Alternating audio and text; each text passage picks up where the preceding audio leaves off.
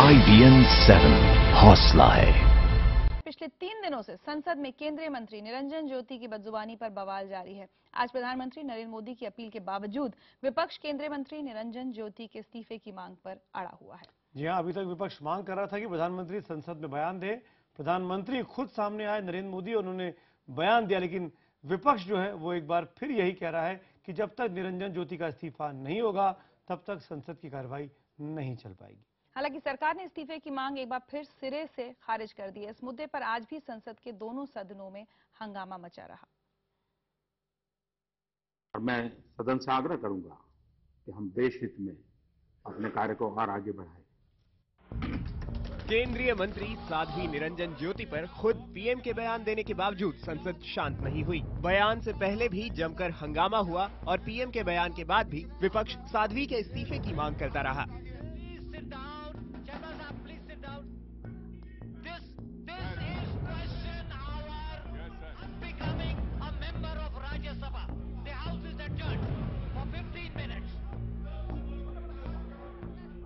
हालांकि पीएम नरेंद्र मोदी ने ठप पड़ी संसद को पटरी पर लाने की पूरी कोशिश की थी।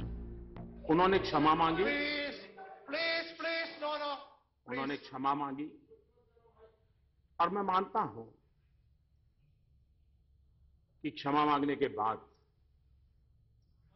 इस सदन में इतने वरिष्ठ लोग बैठे हैं, इतने अनुभवी लोग बैठे हैं कि क्षमा के प्रति उनका भाव क्या रहता है हम भली भांति परिचित हैं।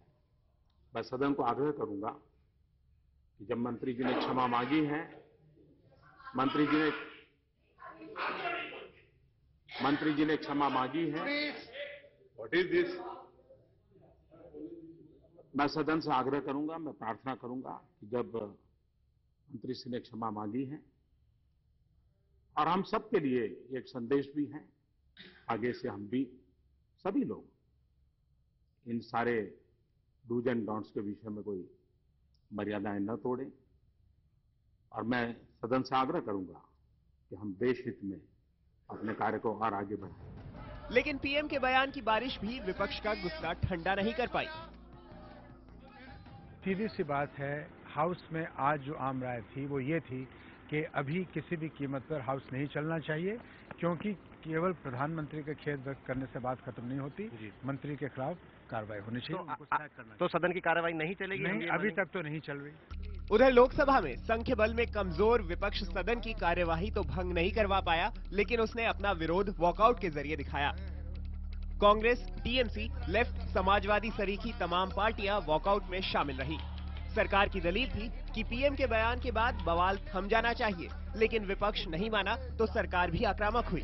प्रधानमंत्री जी ने आकर के बयान दिया या जो मंत्री हैं उन्होंने खेद व्यक्त किया, वो हमारी कमजोरी है तो इस बात को वो भूल जाए, हमारी शालीनता को हमारी कमजोरी न समझे। इस्तीफे की मांग को सिरे से खारिज करते हुए सरकार ने साफ कर दिया है कि वो एक हद से ज्यादा झुकने को तैयार नहीं है।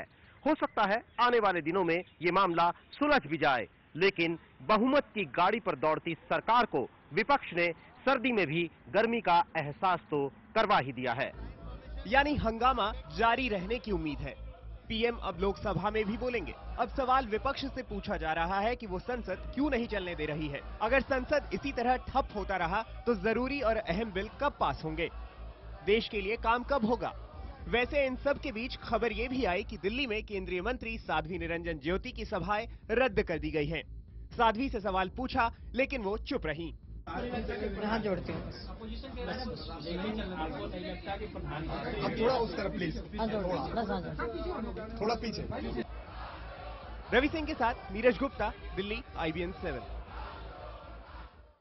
चलिए इसी के साथ हम रुक रहे हैं एक छोटे से ब्रेक के लिए, लेकिन जल्द लौटेंगे कुछ और खबरों के साथ।